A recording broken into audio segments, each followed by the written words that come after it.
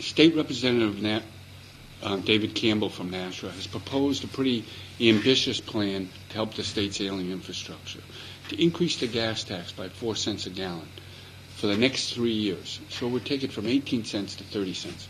And also to bring back an automobile and truck registration surcharge of $5 each year, going up to $15 by 2015.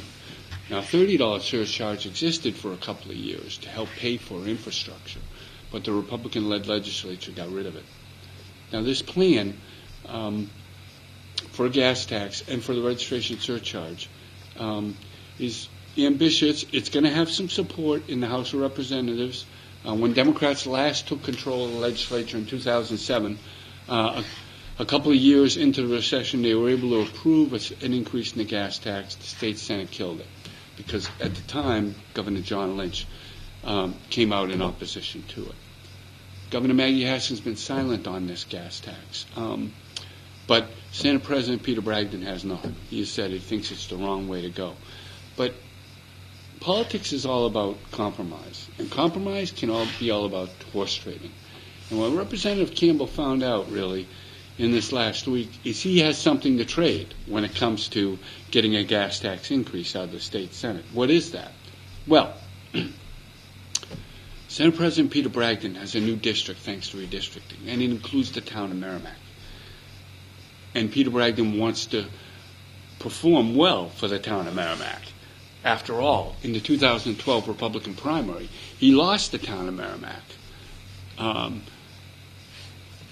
to a town councilor who had opposed him in the Republican primary. He'd like to improve standing in that town, and one way to do it is to try and get rid of the ramp tolls in Merrimack. They're the bane of all local residents and motorists there.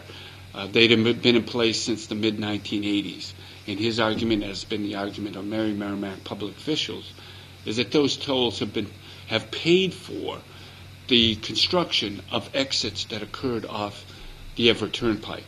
And so those ramp tolls no longer should be there. He also points out that it costs almost as much to collect that revenue as the turnpike system gets from the revenue there, because from 2 of the 3 exits, there's not a lot of high traffic volume. The only large traffic volume now is growing at exit 10, because that's traffic that's going to the new Merrimack outlets, where as many as 40,000 cars are going a day.